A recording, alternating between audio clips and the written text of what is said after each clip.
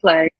Quero agradecer aqui a Aline, que recentemente publicou esse material, que é o que a gente vai ter oportunidade de estar conversando hoje. Então, Aline, muito obrigada. Quero, por favor, que você se apresente, fale de você, do serviço que você está inserido e explique aí o que, que a gente vai estar conversando hoje. Mais uma vez, obrigada por estar destinando aqui um tempinho seu para estar discutindo aqui com a gente. Eu espero que o pessoal aproveite, tá, minha querida? Um beijo. Muito obrigada, Sinara. Espero realmente que todo mundo aproveite. Obrigada pelo convite mesmo. Acho super rico quando a gente vem compartilhar um pouquinho e até para entender assim, o que é que está sendo feito nos outros serviços, quais são as dificuldades, são as mesmas, são diferentes, o que é que a gente pode aprimorar, são pontos de melhoria super importantes para a gente. E eu sou pediatra, sou reumatologista pediátrica e paliativista pediátrica também, então estou lidando um pouquinho nesse universo das crianças com condições crônicas complexas, das crianças com indicações de cuidados paliativos, e há aproximadamente 2 anos, ingressei numa enfermaria de transição de cuidados pediátricos, né, bem nessa organização da alta da criança do hospital para casa. Então, a gente vai trabalhar hoje, talvez, 3 conceitos, sabe, tipo Kinder Ovo, assim, você vai abrindo, vem uma surpresa, vai abrindo, vem outra surpresa. Então, são esses 3 conceitos que a gente vai trazer um pouquinho hoje, tá? Eu vou compartilhando minha tela, mas vocês podem ficar à vontade para me interromper, ou se alguma coisa der errado, eu também peço para vocês me sinalizarem. Mas podem ficar à vontade para interromper a aula quando precisar, quando tiver dúvida. Vocês já conseguem ver, certo? Sim, só uma perguntinha, tá todo mundo conseguindo ouvir? Sim. Sim? Perfeito, Ótimo. pode continuar. Que bom. Obrigada. E aí é um pouco isso, gente. A gente vai trabalhar sobre justamente assim, como fazer essa transição do cuidado com crianças que tenham condições crônicas complexas e com crianças que têm essa indicação de cuidados paliativos.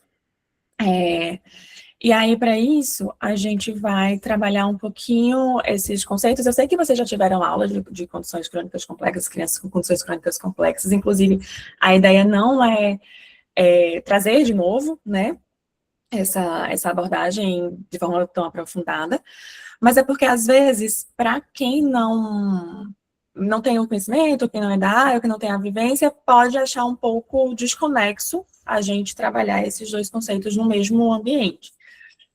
Mas se a gente for relembrar os conceitos que a gente tem de base, assim, né, que cuidados paliativos pediátricos têm esse focar, esse olhar, esse foco em aliviar sofrimento e trazer um suporte interdisciplinar, independente se o prognóstico é longo, é mais curto de sobrevida, ou qual é o diagnóstico.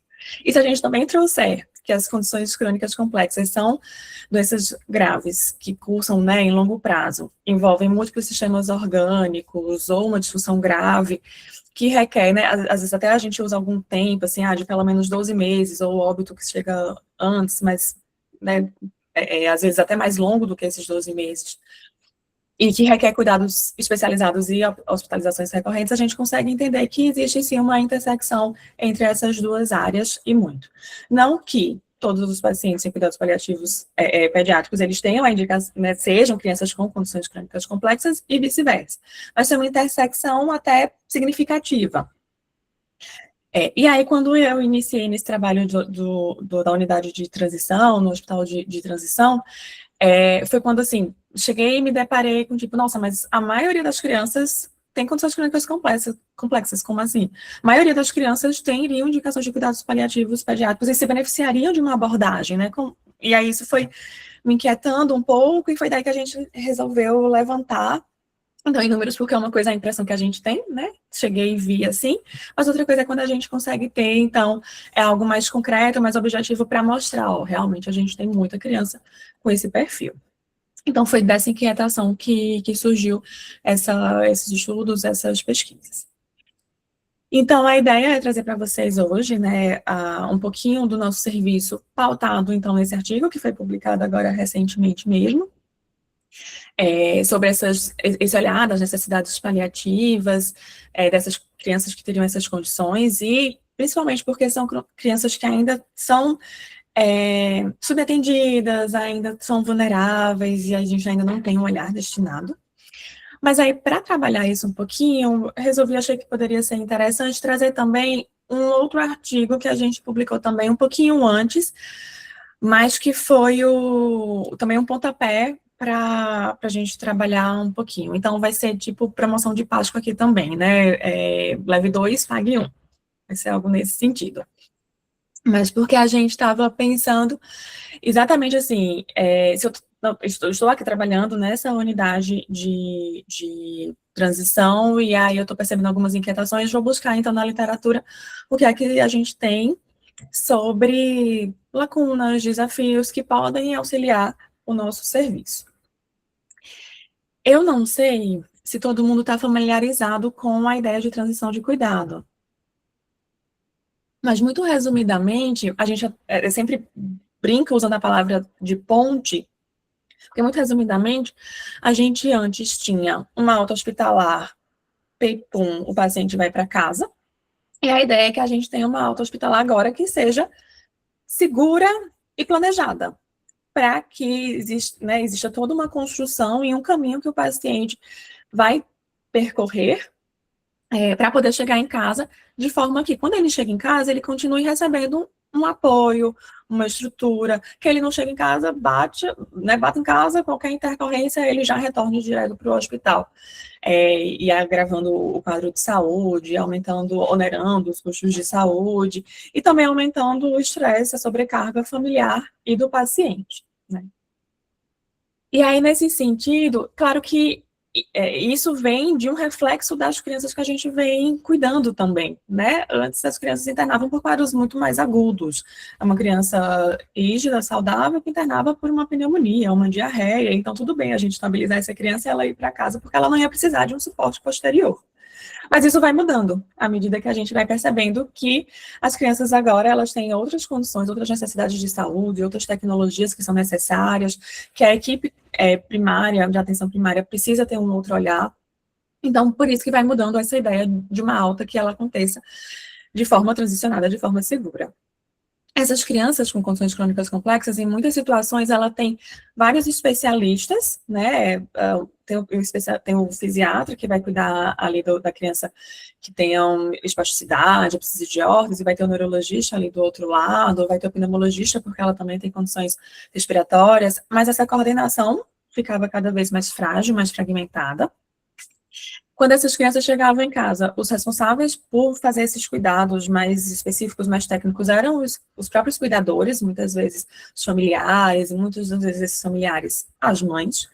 E aí não tinha, às vezes, essa segurança técnica, ou essa habilidade técnica para prestar esses cuidados, e aí as crianças internavam.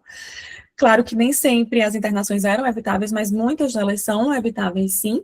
Ou tinham exacerbações desses sintomas, ou tinham piora do quadro clínico, né? Então, a gente começa a entender que não é apenas dar alta e jogar a criança na rede de novo, mas para essas crianças é um momento realmente de muita vulnerabilidade, que a gente também precisa ter esse olhar destinado para eles.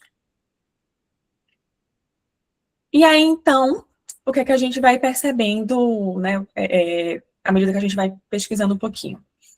A transição falha, ela pode levar readmissões hospitalares com uma certa frequência, que são evitáveis, como a gente mencionou, a erros de medicação. A gente acha que se comunica bem, mas ainda tem muita falha quando a gente vai prescrever.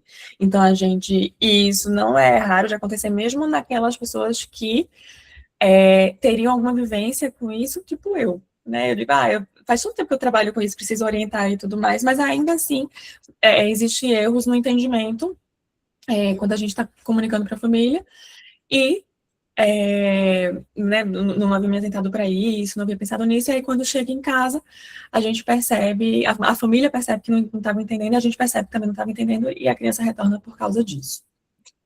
Às vezes tem confusão no plano de tratamento, de qual seria a proposta, se a gente não tem essa coordenação, e que vai acarretar, então, nesse sofrimento muito intenso, nessa carga do cuidado muito intensa dos familiares que estão em casa, porque eles agora estão responsáveis totalmente, completamente, pelo cuidado dessa criança, que é um cuidado mais complexo, tecnicamente falando, mas também, né, emocionalmente falando, e enquanto ele tinha uma certa retaguarda, um certo suporte no hospital, agora ele não tem esse suporte. Então, né, para a gente refletir um pouquinho sobre essa vulnerabilidade, quais seriam essas repercussões. Estou trazendo aqui para vocês brevemente, então, sobre essa revisão inicial que a gente fez. E aí a gente buscou nas principais bases de dados, pensando na transição mesmo da pediatria, e a ideia era pensar nos principais desafios, nas principais lacunas, né, quais eram as intervenções que eram feitas, também um pouco da perspectiva do familiar, porque a gente até tem alguma coisa publicada sobre a perspectiva do profissional, mas do familiar ainda muito pouco. Então, será que as nossas inquietações, novamente, são as mesmas que estão na literatura mundial? E aí a gente identificou alguns registros, e foram incluídos, então, para uma análise 42 estudos primários. E aí, só reforçando que essa é uma revisão de escopo, não é uma revisão sistemática, porque a gente não queria avaliar efetivamente a eficácia de um produto ou de um tratamento em específico, né? Então, o risco de viés, essas coisas não foram feitas. Foram mesmo levantadas essas perspectivas, perdão. Quando a gente levantou, então, realizou a análise temática, posso dizer que 5 grandes temas surgiram, né, que precisariam estar, então, em equilíbrio dentro do nosso ecossistema de saúde. Um dos pontos era a questão da família, que a gente traz como satisfação, porque era o principal termo que surgia, mas não entendam satisfação como, estou prestando um serviço, esse serviço, né, vou dar 5 estrelas para esse serviço. A ideia não é essa, mas a ideia é da família segura do que vai ter que administrar em casa, né, do cuidado que vai precisar prestar em casa, e aí a gente não tem nenhuma ferramenta que valide isso, que avalie isso, e nenhum estudo que avalie isso de forma mais aprofundada, né. Além disso, um outro ponto que surgiu foi o próprio sistema. Então, a gente precisa começar a mapear os dispositivos que a gente tem na rede e acioná-los, né, porque muitas vezes essas condições são também sociais, do cuidado, né, às vezes a falha do cuidado, a reinternação é também por questões sociais, e aí a gente precisa mapear tudo, na verdade, né, então vamos mapear o Melhor em Casa, né, SAD, EMAGE, cada município tem uma denominação, vamos mapear as UBS que estão disponíveis, é uma criança que tem uma vulnerabilidade mais importante, será que o CREAS vai ser importante aqui, será que o Conselho Tutelar, para manter, e aí a gente sempre reforça, não como um quadro punitivo, mas para manter esse acompanhamento, verificar se os dispositivos estão dando esse suporte necessário.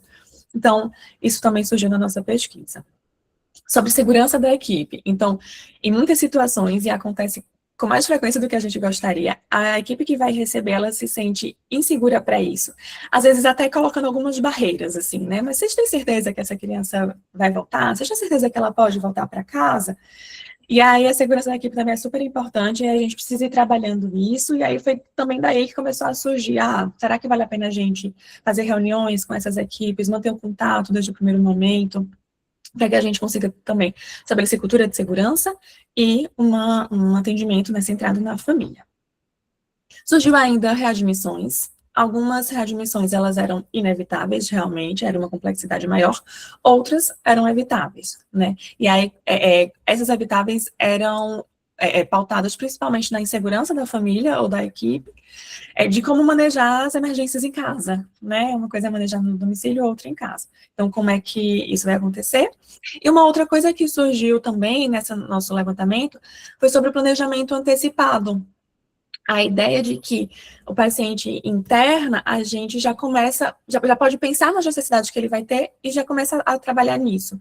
E foi também baseado nesses estudos que a gente levantou, nessa análise que a gente levantou, que a gente começou a conseguir implantar isso também. Então, o paciente chega, a gente já começa a mapear possíveis necessidades e fazer os contatos iniciais que a gente precisa. Se a gente deixa para fazer isso muito tardiamente, a gente pode prolongar a alta do nosso paciente e tornar isso também muito mais frágil, né? E, além disso, a gente pode ter essas metas que não estão muito bem conectadas, né? Então, para algumas equipes, ou às vezes até para o próprio paciente, porque às vezes as equipes falam isso para o paciente, chega e diz, não, é só terminar um antibiótico. Ele só vai precisar terminar um antibiótico e nada mais. Só que quando você avalia o paciente, ele tem dispositivos, ele tem uma gastrostomia, às vezes a família não está preparada para manusear esses dispositivos, então a gente consegue perceber que tem outras condições também envolvidas que a gente poderia fazer muito mais do que apenas o antibiótico, entre aspas, para essa criança que chega ali. Então, foram essas principais análises que a gente conseguiu pensar no nosso, né, extrair da nossa busca. E aí existe ainda, né, esse desalinhamento entre o que eles esperavam quando recebessem a alta do que acontece realmente, né?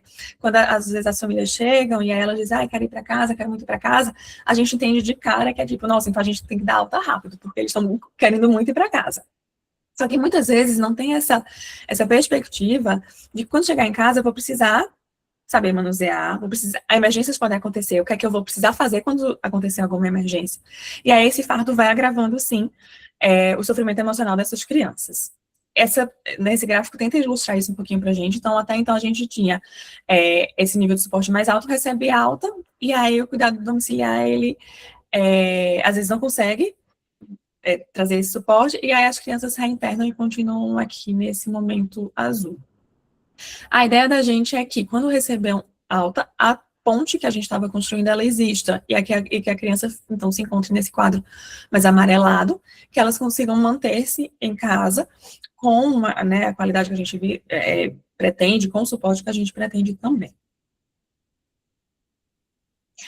Um ponto que foi interessante para a gente, que a gente até, assim, não esperava, foi um pouco mais surpresa, assim, surpresa para a gente, foi a questão da telemedicina, né? De como muitos estudos trouxeram que a telemedicina poderia ser importante, ser auxiliar nesses quadros, alguns deles, inclusive, avaliando esse monitoramento via telemedicina pós-alta, pelas equipes, principalmente pela equipe de enfermagem, era o que a maioria dos estudos traziam. E depois, né, claro, da pandemia, isso foi acelerado ainda mais. Só que, claro, vão existir os seus benefícios, mas os desafios, eles também vão estar presentes, né? Então, o monitoramento, ele reduz a ideia do deslocamento, né? Principalmente que a gente tem, a gente, né, recebe crianças de diversas localidades, e vocês também, no Ceará e em outros estados, entendo que é da mesma forma, então a gente consegue minimizar a questão do deslocamento, e ter um monitoramento talvez um pouco mais contínuo, e outros especialistas também a gente consegue fazer um pouco de essa expansão, né, então em muitas situações a gente, mesmo internada, a gente consegue fazer uma teleconsultoria, né, então precisa do suporte da neuro, a gente faz uma teleconsultoria, precisa do suporte da imuno, da reumato, a gente consegue fazer essa discussão, então isso facilitou realmente. Mas a gente precisa lembrar que isso não é acessível para todo mundo, então nem todos têm acesso a uma internet de qualidade ou a dispositivos celulares, pensando nos nossos pacientes, né, computadores para isso. Às vezes a gente precisa realmente de uma avaliação mais próxima, um exame físico, às vezes um pouco mais detalhado. Então, as barreiras, elas existem, e aí às vezes a gente pode pensar, então, um modelo mais flexível, híbrido, nesse sentido. Esse é um ponto que a gente não conseguiu ainda implantar para todas as unidades. A equipe de cuidados paliativos adulto já consegue fazer isso, esse monitoramento. A gente ainda não conseguiu para todo mundo, mas tem estado no nosso radar. E aí, claro, a barreira dos profissionais, né? A ideia da prática centrada na família, em muitas situações, ela também é falha, e é isso que a gente começou a perceber, que precisa ser trabalhado na equipe de transição, mas também na equipe que vai receber a criança, né? Então, as habilidades técnicas, claro, dentro das enfermarias, a questão do tempo adequado para isso, que seja um processo integrado e que a equipe esteja motivada e que seja uma cultura da equipe. Então, confesso que tem um pouco de facilidade na nossa enfermaria, porque é uma enfermaria para isso, né, destinada para isso. Então, existe uma cultura organizacional, as pessoas, enquanto equipe, todo mundo entende que precisa fazer isso, faz parte do processo. Mas entendo que em outras situações pode ser difícil, né, eu já estou atribulada com várias coisas, eu ainda vou ter que ensinar a família como é que mexe, como é que troca, ainda vou ter que parar para fazer isso. Então, precisa ser mesmo um apoio institucional, uma cultura organizacional, que precisa ser plantada nessas unidades. E um pouco da ilusão da readmissão. Em muitas situações, a gente usa a readmissão como uma métrica de qualidade. Então a transição foi bem feita, porque a gente não readmitiu, então foi uma boa transição para casa, uma boa alta, então aqui está tudo bem. Primeiro que nem sempre eles voltam para o nosso serviço, né? Então, em muitas situações, eles voltam para os serviços mais próximos, para a UPA, e às vezes a gente não consegue visualizar isso. Então, a gente pode ter uma ilusão também nesse sentido. Mas, em outro sentido, nem todas elas são gerenciáveis em domicílio, né? se a gente for parar para pensar mesmo, o processo ativo de óbito, né, de morte, ele requer muita atenção, muito cuidado, uma equipe que está ali presente o tempo todo. As equipes de Mulher em Casa, por exemplo, elas conseguem estar presentes em horário comercial, no período noturno, no final de semana, às vezes ela não consegue estar presente. Ou realmente há uma intercorrência para uma complexidade da criança, né? Então, talvez a gente precise também ser flexível, não estou dizendo também que a readmissão é totalmente descartável, mas a gente precisa ser mais flexível, que para essas crianças a gente precisa de outros parâmetros. E aí volto aqui a trazer talvez a satisfação, entre aspas, né? Mas outros parâmetros que não só a readmissão, a ideia da readmissão, né? E aí, trazendo um pouquinho de novo a questão da coordenação do cuidado. A gente precisa pensar em como coordenar isso e evitar as falhas de comunicação, para que ela seja, claro, né, uma comunicação padronizada, e aí quando eu digo padronizada, eu não digo que tem que ser igual para todo mundo, mas que ela precise falar entre especialidades, entre a equipe interdisciplinar, multiprofissional e a equipe primária precisem pensar no mesma metoterapêutica, no mesmo planejamento, no cuidado centrado na criança, e observar, inclusive, os recursos que estarão disponíveis na atenção primária, né, para que a gente também não tenha uma fragmentação nesse sentido. Também não é incomum, um exemplo, assim, né, de na internação a criança está usando uma dieta específica, só que essa dieta muitas vezes não é fornecida via governamental, por exemplo, ou via prefeitura, e aí a gente precisa adaptar essa dieta, precisa ser uma dieta caseira, por exemplo, mas a família não sabe manejar a dieta caseira, ou não está disponível, ou usa um curativo específico para uma lesão, né, por pressão, que esse curativo não é o que a gente tem disponível na rede, por exemplo, né? Então, pensar nos recursos também e né, trazer a atenção primária cada vez mais presente, pois ela é quem vai estar ali no território, ela é quem vai ser o primeiro olhar para aquela família e criança. Então, talvez, assim, né, resumindo um pouquinho, o que é que a gente conseguiu encontrar de mais crítico na literatura? Avaliação da família, né, a perspectiva da transição sobre a lógica da família, a gente não conseguiu identificar. A maioria dos estudos, eles avaliam a muito curto prazo, né, então pouco tempo depois ficou bem, não reinternou, como a gente falou, mas dados mais a longo prazo a gente não tem. E um pouco também sobre essa questão da integração digital da telemedicina, como tornar isso mais palpável e mais objetivo, ainda falta um pouco dessa evidência para inserir a telemedicina. Então, essas foram as principais lacunas que a gente conseguiu identificar, né? E aí, queria trazer para vocês também, né, ainda em resumo, algumas mudanças nesse sentido da alta, né? Para além do checklist, como é que a gente consegue incorporar? Então, a ideia não é fazer o planejamento, né? Então ele vai de alta em 24, 48 horas, agora eu começo a planejar. A ideia não é essa, é que aconteça desde o momento da admissão, e isso a gente tem conseguido fazer, o que é muito válido. Para além da verificação, né? Então, em muitas situações a gente quer colocar como checklist, e muitas vezes o checklist pode ser útil, né, para a gente talvez direcionar e não esquecer pontos específicos, mas não é um checklist, sabe, assim, qualquer. Eu preciso pensar na realidade da família, na vida diária da família e do território do nosso paciente. Até então, a gente tinha a criança como um participante mais passivo. Atualmente, a gente tem a criança como um participante ativo, né, empoderado da sua doença, da sua condição. Então, também a gente faz com frequência as reuniões familiares, justamente para alinhamento do que é que vai ser esperado em casa. E a criança precisa participar disso, para ela entender e trazer suas questões, suas dúvidas que ela também tem. E pensar nessa questão das metas, né? Então, eu tenho uma meta específica de tanto tempo de internação, de não ter readmissão, de fazer isso e aquilo, mas que isso precisa ser compartilhado, então, em toda a equipe. Metas não só de um único profissional, ou meta só da fisioterapia, ou só do médico, mas uma meta compartilhada por toda a equipe, incluindo família e criança, né? Então, ao fim do nosso artigo, a gente traz algumas sugestões, né? Antecipação é uma delas, prática realista também é uma delas, comunicação compartilhada, e a prática realista a gente fala assim, né? Colocar a mão na massa, né? Da família colocar a mão na massa. Então, a família é quem faz a administração da medicação, a família é quem faz a administração da dieta, à beira-leito, mas também existem cursos, a gente chama de cursos, assim, né? Mas é uma forma de formalizar isso um pouco com a família, e aí ela recebe um certificado, é uma forma positiva nesse sentido de educação em saúde, mas também para a gente fazer a beira-leito com a família, né? E pensando na comunicação compartilhada, pensando na parte clínica.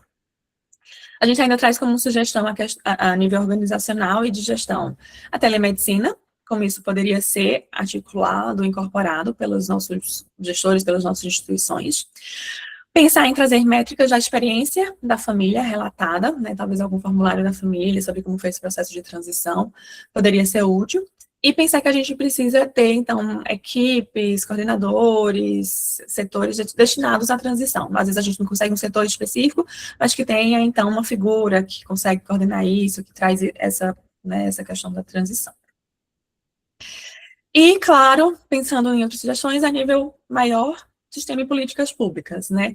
A gente ainda não tem um padrão, uma padronização nacional, e quando eu falo padronização, eu não estou dizendo que precisa ser igual para todo mundo, porque a gente reconhece que existem especificidades, particularidades dos serviços, mas que a gente tenha pelo menos um guia, né, uma diretriz dizendo para a gente como operacionalizar essa transição, para que a gente tenha, inclusive, redução das disparidades entre famílias que não tenham alguns acessos, condições socioeconômicas mais desfavorecidas, e incluindo o cuidado de respiro, que a gente tem começado a trabalhar isso um pouco, né? Então, como no hospital a gente ainda consegue, a família ainda consegue dizer, vou aqui um pouco para cuidar de tal coisa, a equipe de saúde fica assistindo um pouco, a técnica de enfermagem fica responsável, a enfermeira fica responsável, a equipe médica fica responsável. Em casa isso não acontece, ou acontece com muito maior, né, dificuldade, do tipo, vou sair aqui um pouquinho e vocês fiquem cuidando aí do meu filho, né? Então, como viabilizar os cuidados de respiro para os cuidadores, né, para que não seja um fardo contínuo para eles. E aí, vou trazer aqui um pouquinho o cenário do IPER, né, o Instituto Perdiz, acho que eu trabalho.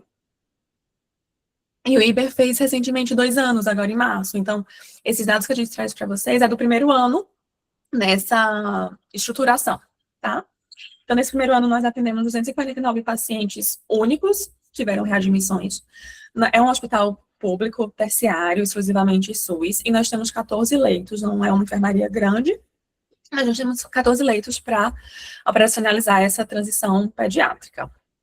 Claro, uma população subrepresentada, a gente tem uma vulnerabilidade socioeconômica intensa e recebe pessoas de diversas condições, de diversos lugares do país, né? Então, do Amazonas ao Rio Grande do Sul, e incluindo de outros países que vêm se tratar aqui em São Paulo. O que a gente tem percebido como uma prática mais corriqueira, mais comum, né? Sair da Venezuela, da Bolívia, do Peru, enfim, para se tratar com a equipe de oncologia, para se tratar com a equipe de transplante hepático. Então, isso vem acontecendo aqui, que, né, traz ainda uma vulnerabilidade maior.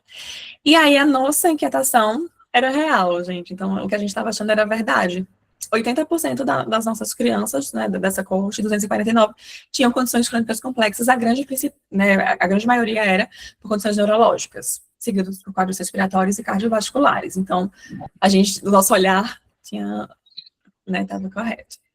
Aline, só uma pergunta, curiosidade. A enfermaria não era de transição, era uma enfermaria pediátrica de 14 leitos. Não, essa é a enfermaria de transição. Tá, mas aí, tipo, porque a minha dúvida foi assim, porque o critério de inclusão na tua enfermaria. Boa. Por que é que não são 100%, né? Talvez isso, assim. Por que é que não é 100% de condições crônicas complexas? Porque não é todo mundo... Vocês vão ver, por exemplo, em relação ao tempo. Também. Às vezes não é um tempo tão prolongado. Então, a gente recebia crianças que tinham condições crônicas que precisavam de estabilidade clínica, crianças que tinham condições crônicas que precisavam de tratamento de antibiótico prolongado, e muitas vezes a gente também vai ter essa questão do tempo, eu vou trazer isso para vocês, mas muitas vezes elas já tinham uma transição bem articulada, a equipe da atenção primária já estava articulada, ou EMAD, ou por nós mesmos, ou em outros momentos, e aí realmente só para receber antibiótico, então, às vezes era um pouco mais curto. A gente tinha muito pós-cirúrgico, muito entre aspas, né, assim, são 14 leitos, então a gente fica nessa. Mas a gente tem também pós-cirúrgico, e às vezes pós-cirúrgicos mais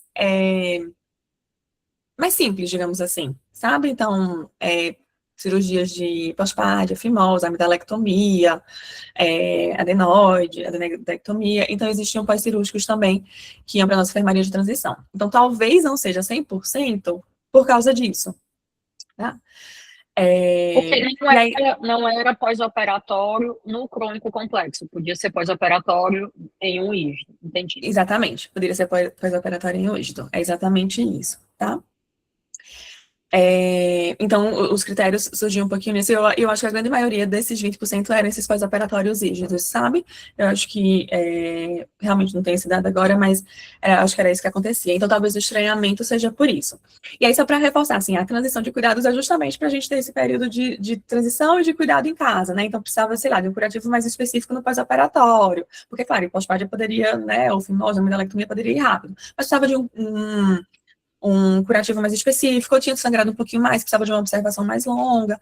Então, isso também faz parte da transição, só para a gente entender que, né, isso não está fora da transição, mas foi a minoria e a grande maioria era realmente de condições crônicas complexas. E, de novo, neurológicos, respiratórios e cardio também seguiam nisso. A gente teve 2 picos de idade que foram mais significativos para a gente, então eram os escolares e os adolescentes, pré-adolescentes também foram mais comuns. E aí também algo que chamou a atenção da gente foi sobre a dependência de tecnologia. A surpresa não foi que eles usassem tecnologias, né, gastrostomia, traqueostomia, sonda, ventilação não invasiva, mas que isso teve impacto no tempo de internação e na reinternação dessas crianças. Tá? Então, aí mais ou menos 25% precisaram das tecnologias, como a gente estava mencionando. Algumas crianças chegaram com tecnologias e, sei lá, sonda nasointeral, e aí foi possível o desmame da sonda, a possibilidade de via oral em algumas dessas crianças que tinham internado por intercorrências agudas, infecciosas, por exemplo. Mas aí tinha sinalizado para vocês, a gente não tem um tempo de internação tão prolongado, então a mediana é essa, claro que a gente tem crianças que ficam aí esses 7, né, 5, 7, 10 dias, tem crianças que ficam um mês, por exemplo. A gente tem uma política dentro da enfermaria de não ter uma internação prolongada, ela não é uma enfermaria de crônicos, né? Então, isso, desde o primeiro momento, ficou estabelecido, né? Então, abriu a enfermaria, a gente tem um tempo médio, objetivo, de 20 dias de internação. Claro que a gente não consegue cumprir isso para todo mundo, tem crianças que ficam 30 dias, 40 dias, isso acontece. Mas a ideia era de que a gente não tivesse crianças crônicas mesmo, sem perspectiva de alta. A ideia é que a gente tivesse um vislumbre de alta para essas crianças. A gente também teve uma taxa maior de reinternação em crianças que eram dependentes de tecnologia, e aí volto a falar um pouquinho sobre aquela questão de nem sempre é evitável a internação. E aí a gente aplicou para essas crianças a escala de Lansky, de funcionalidade. Aqueles que eram dependentes de tecnologia tinham uma maior comprometimento da sua funcionalidade, e isso também teve essa significância entre os dependentes de tecnologia e a funcionalidade e a própria reinternação também, né? E aí a gente fala que as tecnologias, elas, né, aumentaram a expectativa de vida, né, as crianças que antes morriam agora sobrevivem, mas a gente agora também tem uma complexidade maior, uma fragilidade maior, a gente também precisa olhar um pouquinho para isso, né, exige um outro planejamento de alta. E aí, uma coisa também que a gente buscou fazer foi aplicar, então, de acordo com os grupos da OMS de cuidados paliativos, identificar aquelas crianças, só lembrando que isso é uma coorte retrospectiva, tá, gente? Então, a gente foi identificando o que a gente tinha dos dados ali daquelas crianças. Foram, então, incluídos os 5 primeiros grupos, o 6º grupo, que seria, né, dos familiares que tiveram uma perda neonatal, abrupta e tudo, não fazia parte, a gente, né, não tem características neonatais, maternidade, então não fazia sentido. Os 5 grupos foram os que foram aplicados mesmo, pensando, a gente também recebe, né, aquelas crianças que tiveram um trauma agudo, eram previamente rígidos, tiveram um trauma, então foi um grupo que foi bem predominante. Também recebemos crianças com condições crônicas que tiveram uma instabilidade, alguma intercorrência infecciosa, outras doenças com características progressivas, genéticas, crianças com paralisia cerebral, outros quadros neurológicos, e algumas crianças também que foram prematuros, tinham alguma malformação congênita, também foram internadas no nosso serviço. Mas a grande maioria foram de grupos 1 e 4, né? As crianças pós-trauma e as crianças com condições neurológicas foram a grande maioria, né? E aí, quando a gente aplicou nos grupos, e é isso para todo mundo, mais de 50% das nossas crianças teriam indicação de cuidados paliativos pediátricos, né? O que também, se a gente for pensar, é bastante, né, gente? Acho que vocês concordam comigo. Então, é bastante. Só que aí o que acontece é que a maioria dessas crianças não recebiam uma avaliação paliativa estruturada. E aí eu nem digo assim, precisa ser a equipe de cuidado paliativo que eu preciso trazer para cá. Mas é uma abordagem, assim, né? Esse olhar, ter um planejamento um pouquinho mais definido sobre a meta, sobre o planejamento, porque aí a gente tinha, né? Acabava resultando nesse cuidado que continuava sendo fragmentado e os excessivos de unidades hospitalares, a gente traz aqui um pouquinho TI, mas outras unidades hospitalares também, tá? E aí a gente começou a perceber, foi tipo o clique, né? Um insight. Então, a unidade de transição, na prática, ela pode ser um lugar que a gente consegue vislumbrar, visualizar a necessidade paliativa dessas crianças com condições crônicas complexas, principalmente, né? Mas não só. Então, é o epicentro oculto das necessidades paliativas. Aqui elas estão e a gente pode abordá-las nesse sentido. O grupo 2 foi a grande maioria, né? Nossa, falei o 1 e o 4, mas o grupo 2 também foi bem importante para a gente. Crianças que têm condições crônicas e que, né, desestabilizavam, precisavam de alguma antibioterapia, alguma coordenação nesse sentido. E aí, uma mensagem que a gente trouxe nesse sentido é que o cuidado paliativo, quando a gente vê, ele não é, né, antagônico, eles podem andar concomitantemente com esse grupo, por exemplo. Mesmo quando eles entravam com Ivacaftor, Trikafta, essas coisas, a gente, né, ainda assim percebia essa necessidade, esse olhar. Um pouquinho daqui da questão do tempo, né? Alguns saíam em menos de uma semana. Para finalização de antibióticos, estabilização rápida, quadros pós-operatórios, alguns ficaram um tempo mais prolongado. Os que ficaram por tempo mais prolongado, era isso, foi o grupo 1 e o grupo 4 também. Em muitas situações, porque eles tinham, né, pensando no grupo 1, eles tinham uma condição rígida e agora eles precisam de todo um novo aparato em casa, novos dispositivos, então existe um tempo maior para isso. O grupo 4 também, porque existia uma certa queda na funcionalidade nesse sentido, então eram internações mais prolongadas, por esse motivo principalmente, né?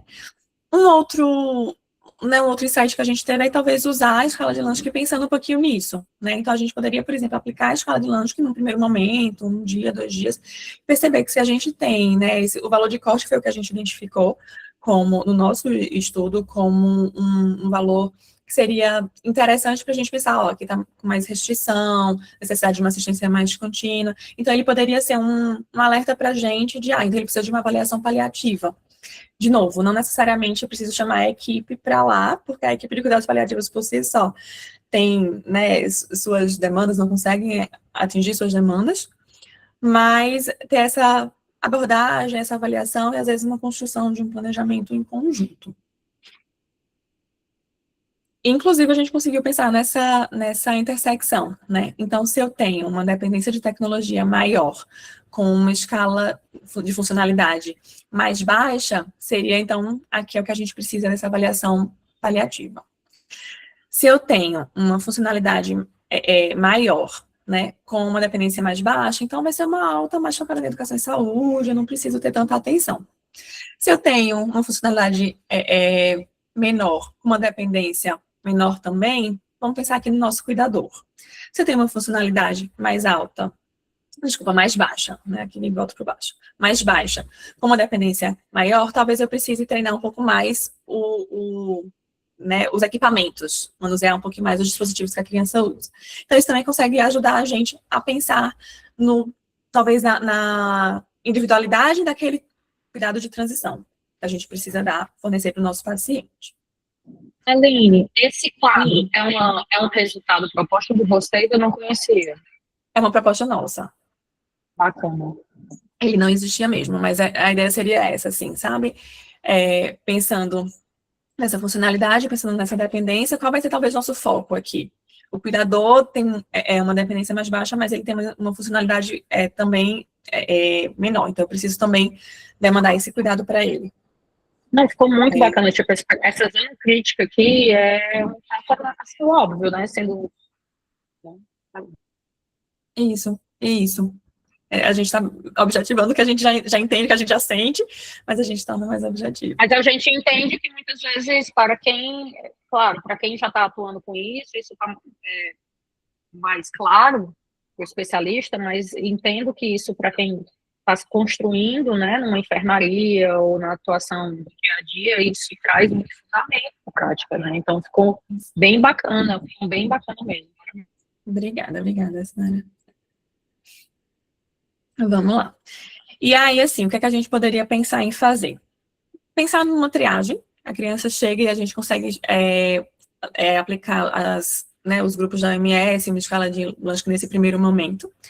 Durante a internação, tem esse treinamento, né, a beira-leito, e também os cursos que são feitos pelas profissões, né, então tem o curso da odonto, sobre cuidados com a boca, o curso da nutrição, sobre tanto preparo da dieta quanto manuseio dos dispositivos, o da fisioterapia, como fazer a transferência, o da enfermagem, sobre cuidados com a pele, então, e capacitando ao longo da internação, e aí a gente conseguiu fazer, né, na verdade, tem a proposta de fazer a etapa 1 e a etapa 2, e aí a nossa falha ainda segue sendo a etapa 3, esse suporte pós-alta, né, como é que a gente conseguiria garantir, né, ou a telemedicina, o monitoramento dessa criança, e se essa questão do suprimento, dos insumos, ela continua sendo recebida de forma adequada, porque a gente, né, faz essa articulação, ele vai precisar de tais insumos, é o que ele está usando aqui, então como a gente consegue fazer isso? Claro que às vezes a gente se cruza, e aí as pessoas dizem pra gente, não tá dando certo, ou, né, tá assim, tá assado,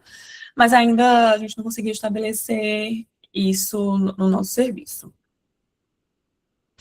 Aqui trago de novo, né, um pouquinho sobre esse desafio, e aí principalmente nos países como o Brasil, né, low middle income countries, pensando nessa fragmentação que a gente vai precisar, né, existe essa falha entre os hospitais terciários e a atenção primária, existe aqui uma escassez de equipe de cuidados paliativos, ou, né, mesmo a equipe pediátrica que possa ter esse olhar, essa abordagem paliativa, e aí isso pode trazer um risco que a gente encontra na literatura, que até 1/3 das altas complexas tem essas falhas por uma falha dessa infraestrutura comunitária, nesse mapeamento da atenção primária. Então, também um olhar que eu trago aqui para vocês, para a gente pensar nisso, e trazer também um pouquinho dessa ideia do cuidado paliativo antes, para o cuidado paliativo, então, agora, enquanto transição de cuidados, né, que focava justamente em fim de vida, pensando no cuidado contínuo desde o primeiro momento, né, que era algo mais reativo quando existia uma falha terapêutica, mas agora a gente está pensando no planejamento da família, no treinamento da família, no alívio de sintomas em casa, né. E aí, antes a gente tinha, talvez, um cuidado mais exclusivo em alguns setores, talvez UTI, principalmente, ou, né, às vezes nem tanto UTI, porque existia uma certa invasividade, mas talvez trazer um pouquinho a transição de cuidado, e aí eu trago a transição porque é o lugar que eu trabalho principalmente, mas às vezes a gente pode trabalhar em outras enfermarias como um lugar estratégico para a gente identificar, treinar essas famílias, né, estabilizar a criança, pensando nessa alta segura, com qualidade em casa, quando essa criança for, né? Resumo, a gente está encerrando, então. Complexidade foi a grande regra da unidade de transição, e mais de 50% tinha necessidades paliativas que poderiam não ser vislumbradas. Tecnologia, né, uso de dispositivos é um grande preditor para a trajetória dessa criança, para o tempo de internação, para as reinternações também. E algo que poderia, né, a triagem, talvez poderia salvar o sistema entre aspas, tá, gente? Mas, assim, poderia ajudar a gente de alguma forma. Talvez pensar naquela matriz que a gente estava visualizando, talvez pensar nos grupos da OMS, talvez na escala de Blanchard de funcionalidade, poderia também ajudar a gente nesse sentido. E aí, a nossa próxima proposta, o nosso projeto, ele está em análise na Plataforma Brasil, foi submetido. A nossa proposta agora é de fazer isso prospectivamente, né? Então, trazer em breve dados sobre, a criança chegou, a gente conseguiu aplicar isso, como é que isso vai seguir. Então, espero, né, em breve trazer os dados prospectivos dessa coorte. E aí, para que a gente lembre, né, do apoio comunitário, do cuidado clínico, mas a criança e a família sempre centrada no nosso cuidado, na nossa atenção. Muito obrigada, gente. Aqui a nossa foto carro-chefe e uma parte da equipe, aqui nosso último São João. E agora, recentemente, em março, quando a gente completou os 2 anos de enfermaria, tá? Aqui foram algumas referências que eu utilizo nas aulas, que eu acho interessante, que pode estar disponível para vocês, tá bom? Aí agora acho que a gente encerrou mesmo. Vou parar meu compartilhamento. Ai, Aline, parabéns, muito bom, muito bom, muito bom, muito bom, muito bom, muito bom. Eu não vi desde o começo. Deixa eu ver se alguém tinha levantado a mão. Levantei a mão. Não, tinha Pronto. não, pode falar. Maravilhoso. Tu tem a faixa etária dessas crianças? Ô, Vanise, a gente recebe 0 a 18, porque 18 é a idade que o complexo todo ele recebe. A grande maioria tinha entre 6 e 10 e entre 11 e 15. Aí poucos que tinham entre 15 e 18 eram menos, e poucos também lactentes, poucos bebezinhos, eles vêm pouco. Uma coisa só que eu esqueci de falar, né? mais para escolar. Uma coisa só que eu esqueci de falar para vocês, o hospital, ele não é porta aberta. Então, todos os nossos pacientes, eles são referenciados de outros complexos, de outros setores. Então, o Instituto da Criança, ele encaminha bastante, unidades de UTI de trauma também encaminha bastante, unidades de neurologia também encaminha bastante, do central, mas a gente não é porta aberta. Então, isso também facilita um pouquinho a ideia, assim, dos pacientes que chegam, eles chegam com esse objetivo, né, com o objetivo de transicionar mesmo. E essa linha de vocês fica alinhada com o pessoal do Melhor em Casa aí? Fica. Vocês estão vendo ainda não, né? Porque alguém disse que, não, que o... Aline, só enquanto você estiver falando, você poderia, por favor, só espelhar novamente o último slide para o pessoal pegar o QR Code que você está falando? Isso agora, isso. E a gente alinha sempre com a equipe do Melhor em Casa. Então, a criança chega e aí a gente consegue ir mapeando desde o primeiro momento. Então, vai mapear qual é o território da criança. A gente tem aqui muitas cidades circunvizinhas, né? Então, vai ter Guarulhos, Carapicuíba, Itapecerica da Serra, Santo André, e por aí vai, Osasco. Então, tem muitas cidades próximas, que a gente também precisa avaliar, identificar qual é o território, então identificar o UBS, identifica o Melhor em Casa. E aí, então eles estão sempre, a gente não se sente seguro de dar uma alta sem o Melhor em Casa estar sinalizado, ciente. Algumas equipes, principalmente quando é aqui em São Paulo, elas conseguem fazer visita no próprio hospital. E é super legal quando isso acontece. Então, algumas têm disponibilidade para isso, claro, a gente sabe que não são todas, mas elas vão. Outras não conseguem, a gente faz reunião online com essas crianças. E outras cidades, elas têm suas próprias vias. Então, tem algumas cidades que é só a UBS quem pode solicitar o Melhor em Casa. Mas aí, se é só a UBS que pode solicitar o Melhor em Casa, a gente faz reunião com a UBS, conversa com a UBS, né, em relatório, né, ou formulário, que foi, e diz, as necessidades que a gente identificou são essas aqui, e aí envia para eles, mas, assim, com a certeza de que alguém vai receber, sabe? A gente não se sente seguro de dar uma alta sem ninguém no território estar preparado para receber essa Sem fazer a transição, né? De fato. Sem fazer a transição, exato. Aí, em muitas situações, a gente precisa falar com a escola, então entra em contato com a escola para dizer essas necessidades vão ser assim, assado. Com o conselho tutelar também, se for o caso, essa criança tem uma vulnerabilidade mais significativa no cuidado, né? A família não parece estar organizada nesse cuidado. Eles até sabem fazer, mas assim, né? Organização de tempo. Todas as categorias profissionais envolvidas na discussão do caso, né? Agora, Aline, você falou dessa mediana de 20 dias. Se teu paciente não tem perspectiva de deshospitalização por pendência social, a tua instituição, ela regula esse paciente para outro hospital? É porque são vários complexos dentro então são vários hospitais dentro. Então, se a gente recebeu uma criança, e isso está acontecendo agora, por exemplo, então a criança, a família não vai ter condições de cuidar da criança, então a criança vai ser institucionalizada, ainda não recebeu o SAICA que ela vai ser direcionada. E aí ela está no cuidado, tem dispositivos, tudo aquilo que a gente comentou, mas ela não tem uma perspectiva de que tenha um SAICA definido. Se acontecer de chegar a esse tempo, né, prolongado, é aquilo, a gente consegue ser flexível, então 30 dias pode acontecer, 40 dias pode acontecer, mas a gente não está vislumbrando uma alta, a gente tem o retorno dessa criança regulado para o hospital que consegue, que não teria talvez essa restrição, pensando nisso, tá? Sim. Não, eu pensei assim, tipo, hospital de origem, porque na verdade ela já não precisa mais do seu hospital terciário, você não está prejudicando a assistência, você na verdade não vai mantê-la ali mais na transição, porque você já deu o suporte que era necessário para ela. Mas só na situação de acolhimento, porque, por exemplo, eu tenho criança que está aqui por conta do município, a família continua presente, entendeu? Então, seria só na questão de acolhimento ou outros cenários? Outros cenários também. A gente atualmente tem conseguido fazer implantação de oxigênio de forma mais rápida, mas no início a gente não conseguia. Então, era assim, vai levar 2 a 3 meses para a gente conseguir instalar oxigênio. Isso. E às vezes até precisava organizar a casa, o domicílio, porque às vezes o domicílio nem tinha estrutura para isso, então precisava esperar que a família conseguisse organizar o domicílio para isso. Então, às vezes era uma criança que a gente, assim, identificou durante a transição que ele ia precisar de oxigênio domiciliar, então a gente não tinha essa perspectiva antes, a gente consegue regular de novo, o Instituto da Criança acaba sendo nossa retaguarda nesse sentido, né? Aí é o ICR, então. Aí é o ICR. Ah, entendi. Porque aí vocês conseguem manter esse indicador de tempo de internação, que é a meta dos 14 leitos. Exato. Exatamente. Entendi. Isso é mais que uma questão contratual, assim, né?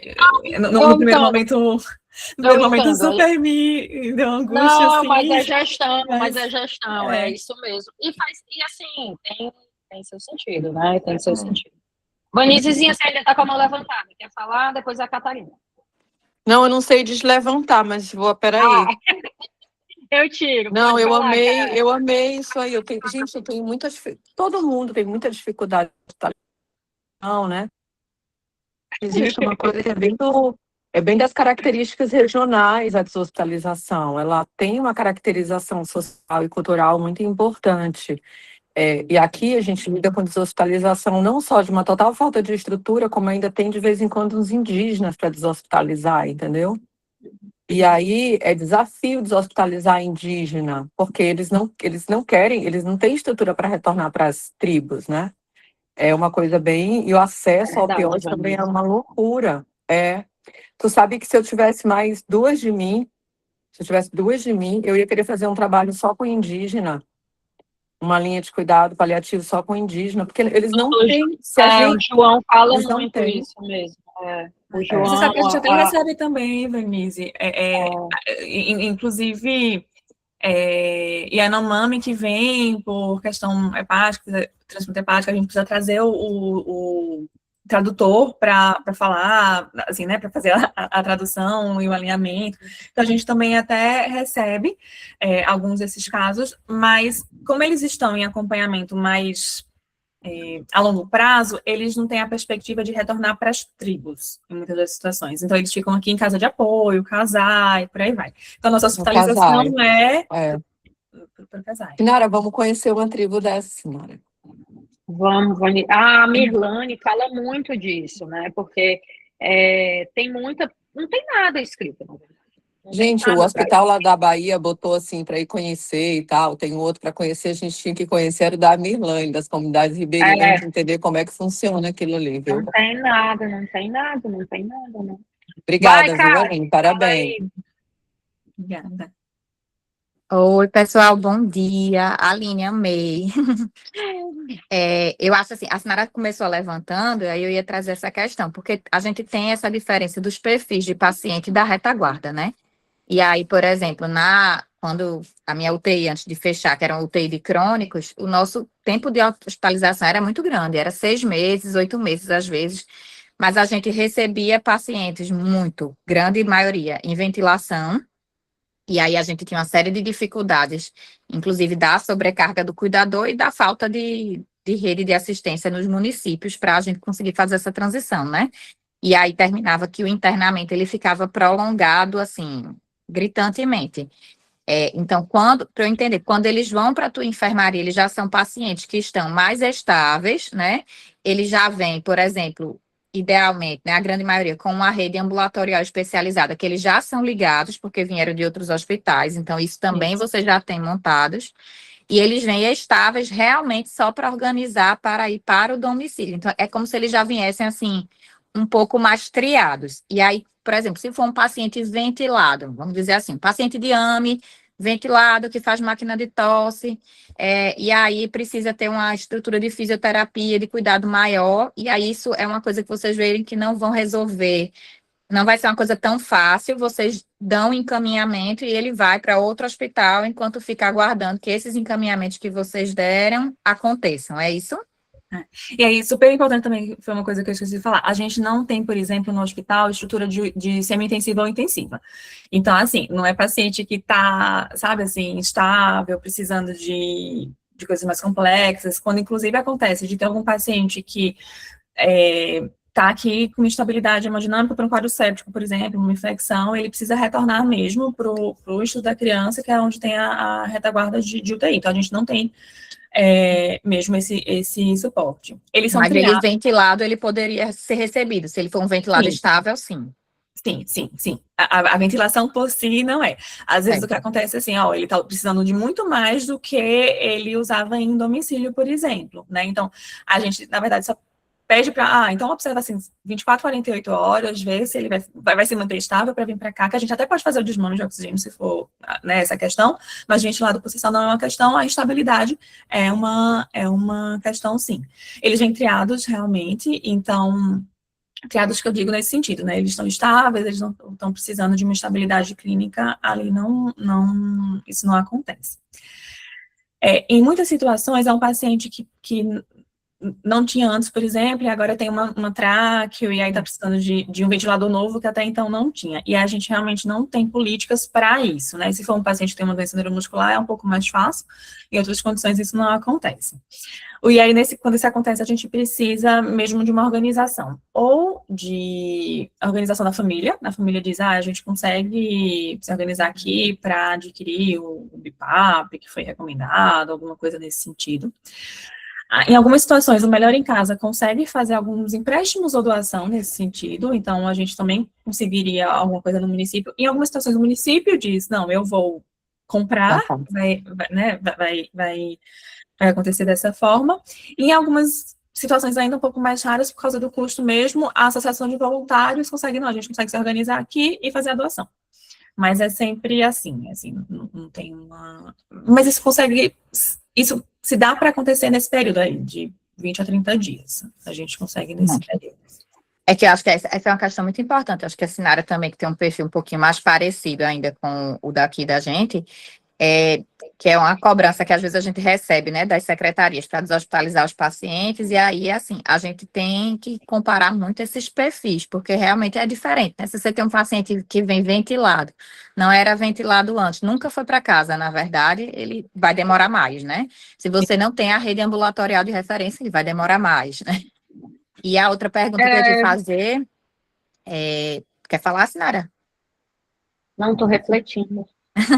E a outra pergunta que eu ia te fazer, Aline, era assim, como é a estrutura de equipe vocês dessa... porque ela é uma enfermaria, ela não é uma UCI, assim, pensando em política, né? Ela não é uma UCP, não é uma UCI, não é uma UTI, ela é uma enfermaria. Ela não é uma UCP. Uma Não, UCP. ela não é uma UCP, ela não parece ser uma UCP, né, Aline? Não, Pela portaria. É enfermaria. Como é essa tua estrutura de equipe? Quem é que tu conta para... Porque, assim, eu sempre digo isso, né? Que tem o cuidado do paciente internado, que você já faz uma, enfim, evolução diária, cada um chama de um jeito, mas, assim, que você já faz a avaliação diária do paciente, e aí a pessoa que faz isso, ela já tem a responsabilidade dessa condução intra-hospitalar. E aí, essa condução da deshospitalização, ela precisa um trabalho, vamos dizer assim, um plus, né? Então, eu sempre digo que para ser a mesma pessoa é super pesado. Como é que vocês dividem esse trabalho? E aí é o que eu reforço aqui sobre a questão do suporte institucional, como isso é importante, né? E a cultura organizacional. Porque nós temos pediatra 24 horas, em esquema de plantão, e enfermagem 24 horas também em esquema de plantão. Mas, para além disso, a gente tem a diária, e aí é uma diarista para o período da manhã, uma diarista para o período da tarde. Aí acaba que acaba se dividindo, como o período da manhã acaba sendo um pouquinho mais para essas questões clínicas, prescrição, enfermaria, etc., fica um pouquinho mais nessa responsabilidade. A diária da tarde, que só a que eu faço, fica um pouquinho mais justamente para essa questão de articulação, ligar, ver fulaninho, ver cicraninho, conversar com a equipe multiprofissional sobre como é que isso vai ser. Então, a gente consegue se dividir um pouquinho nisso. A gente faz 2 reuniões semanais com a equipe multi, para alinhamento de planejamento terapêutico, né? Então, vai passando. Reuniões rápidas, não precisam ser reuniões longas, 30, 40 minutos, mas para dizer, o leito, né, da Catarina, ela tá, falta para alta, né? Então, o que é que ela tem de demanda para alta, a gente precisa ligar, então, para não sei quem, não sei quem, não sei quem, tem um relatório que a gente precisa fazer assim, assado, e ela está esperando a instalação da gastrostomia. Então, a gente consegue pensar nisso, e se tem alguma demanda que vai surgindo, a gente também consegue discutir essa demanda, né? Então, reuniões, a gente chama de Kanban, reuniões simples, direcionadas, para a gente pensar quais são as demandas para alta. E aí, se fazendo isso 2 vezes por semana, não fica pesado, e a gente consegue manter sempre o alinhamento da meta terapêutica. Na enfermaria, você tem... e o restante dos profissionais? Isso, Aí, aí o que é que a gente acontece? E aí, a maioria dos profissionais da equipe multi, ela consegue estar presente, tem os profissionais que ficam no período da manhã e da tarde, tem os profissionais que ficam principalmente à tarde, porque acabou, não sei, assim, do próprio serviço acabou sendo que o período da tarde ficou mais destinado para essas articulações. Então, nós dispomos da físio, a físio é manhã e tarde, que acontece, a gente tem a odonto, que passa sob demanda, a gente só... físio plantão. É físio plantão, só que físio plantão dia, então não físio plantão noite. Não então, tem uma fisioterapeuta diarista. Tem uma fisioterapeuta diarista do dia, diarista da tarde. E tem o plantão, então Mas são 2 físios. Exatamente. Certo. Só não tem no período da noite. Então, por isso que a gente diz, assim, pacientes que estão com uma ventilação alta, dispositivos, né, parâmetros altos, então a gente precisa ter um pouquinho mais de cuidado, porque isso não acontece. Odonto sob demanda, como a gente tinha mencionado, então o serviço social, que está sempre no período da tarde, e que é quem, assim, né, dá uma grande força para esses contatos, para essas questões. Tem a equipe da psicologia, também, que está no período da tarde. Uma profissional todo dia? Sim. Fica... Calma, é a mesma profissional a semana toda? Ou é plantão, a assistente social? Talvez eu não tenha entendido a pergunta. É a mesma profissional durante toda a semana. Uhum. Então, ela acompanha. Aline, é porque como a gente gerencia, a gente está querendo saber para a gente já... Eu não estava entendendo a pergunta, mas é isso. É a mesma psicóloga todas as tardes, a mesma Você tem um dimensionamento incrível, Aline, porque você tem menos do que a proporção de 1 para 10. Eu e Catarina temos um dimensionamento de 1 para 10 num perfil de paciente que agudiza. Uhum. Então, assim, bem bacana o suporte que você tem. Né? Porque a gente conseguiu, quase pegando um perfil de intensiva, porque o que a gente meio que pegou foi extrapolando para intensiva. Eu tô numa UCP, a Kátia estava numa semi-intensiva, a gente tentou pegar um pouco esse perfil que não é da intensiva, mas é o que a intensiva faz, que é 1 para 10. Então, um médico, um enfermeiro, um físio de 1 para 10. E o meu técnico é 1 para 5. Técnico de enfermagem, né? O técnico de enfermagem é qual dimensionamento? 1 para 4, fica entre 1 para 4 e 1 para 5. São 3 para os 14 leitos. Então, assim, é um dimensionamento bem bacana, porque eu tanto tenho quadros agudos, quanto eu tenho treinamento nesse perfil. Entendeu? Para poder fazer esse planejamento de manter estável. Claro que não, no meu caso, que eu estou numa unidade de 40 leitos. Aqui é a minha panelinha de pressão, que eu brinco, né? Então, assim, hoje ela não tem os 40 leitos de agudos, óbvio, mas para entrar aqui, todos têm que ter critério de inclusão, condição crônica complexa, né? E aí eu vou ter ou condição crônica complexa, quadragudo, estabilizando, e aí eu tenho um crônico que está tratando a pneumonia, porque eu tirei ele da reanimação, ou de um leito de UTI terminando o tratamento, ou eu tô que está pronto para sair. Mas às vezes eu não recebo num perfil seu que já vem redondo. Eu vou ter ainda que articular com o meu hospital terciário, porque eu sou uma retaguarda aqui. Então, eu sou hospital SES, eu sou leitos da Secretaria de Saúde do Estado, mas alguns meus ainda não têm prontuário do hospital especializado. Entendi. Aí eu estou recebendo da maternidade, eu estou recebendo Uhum. que são genética, né? Aí eles têm diagnósticos raros. Mas eu sei que ele vai precisar do hospital terciário. Aí eu ainda vou lá fazer aquela minha articulaçãozinha, né? Aí vou lá, mando um e-mail, aí eu recebo o meu do trauma. Mas todos os dispositivos e os acompanhamentos vão ser do hospital terciário. Aí eu ainda vou ter aquele gasto de energia depois de ter que construir esse fluxo, além do ir para casa.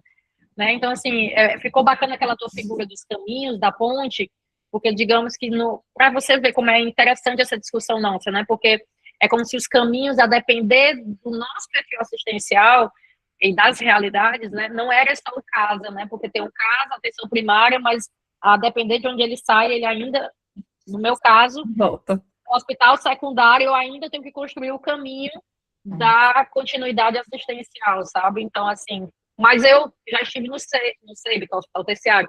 De lá, ele sai como o seu. Ele já sai construído, Redondinho. o ambulatório, ele já está com a retaguarda dele meio montada, assim. Mas que bom, eu fico muito feliz, porque, assim, é um perfil que a instituição trouxe uma cultura incrível, porque o ICR tem a história que tem, né? A avaliação ali dentro, né? Então, assim, Exato. poxa, muito massa, muito, assim, poxa, e eu não sabia, né? Tem 2 anos já, né, Kátia? A gente Não sabia. realmente muito legal mesmo. Estou muito feliz e, poxa, E ter, parabéns. assim, você poder de tarde, por exemplo, dedicar ao trabalho, porque eu acho que isso é uma coisa que é muito pesada, sabe? Quando você, e olha que você já tem, Aline, assim, uma rede mais estruturada, mas a montar esta linha de cuidado individualizada que é o desafio, treinar a família. Isso a pessoa que está dando a assistência do dia a dia, ela não consegue, às vezes, parar para fazer isso. Então, isso leva muito mais tempo, né? Então, se você tem uma equipe que ela está ali, tem um excedente de equipe para isso, ela vai, claro, deshospitalizar muito mais rápido, né? E se a gestão conseguir compreender isso... Muito feliz. E é SUS, né? Que bacana, Aline, Exato, que bacana. exato. E é isso, o suporte institucional é super... Residente, tu tá recebendo residente? A gente chegou a receber residente, mas foi num período muito curto, a gente ainda não recebe residente de pediatria, mas a proposta é de receber. Residentes a gente recebe alunos quando é eletivo, tá no internato eletivo, e a equipe de cuidados paliativos recebe, né, o hospital ele recebe, não é que o hospital não recebe, a equipe de cuidados paliativos recebe no hospital, mas pediatria que ainda não começou, ainda tá nessa proposta. Bom saber, a parte tá aqui. Já tá vendo. A nossa primeira residente de cuidado paliativo pediátrico, tá? Já tá vendo aqui. Então. Já vamos terminando, porque a gente passou de 1 hora. A Dali tem que trabalhar também, eu também, mas vamos lá. Muito obrigada, Kátia, que participou. Vanisa, que já saiu, o pessoal que ficou aqui até agora ouvindo a gente. Obrigada. Parabéns, Aline, pelo seu trabalho. Obrigada, Parabéns gente. Publico, faça o prospectivo, mostre pra gente. Você já mandou o artigo, eu já compartilhei com o pessoal, mas vou mandar de novo. E, ótimo. Nossa, muito feliz, parabéns mesmo. E obrigada por ter compartilhado com a gente, viu? Eu que agradeço o convite, gente. E vamos continuar conversando, que a gente ainda vai falar do nosso outro negócio. Um beijo, viu? Tchau, gente.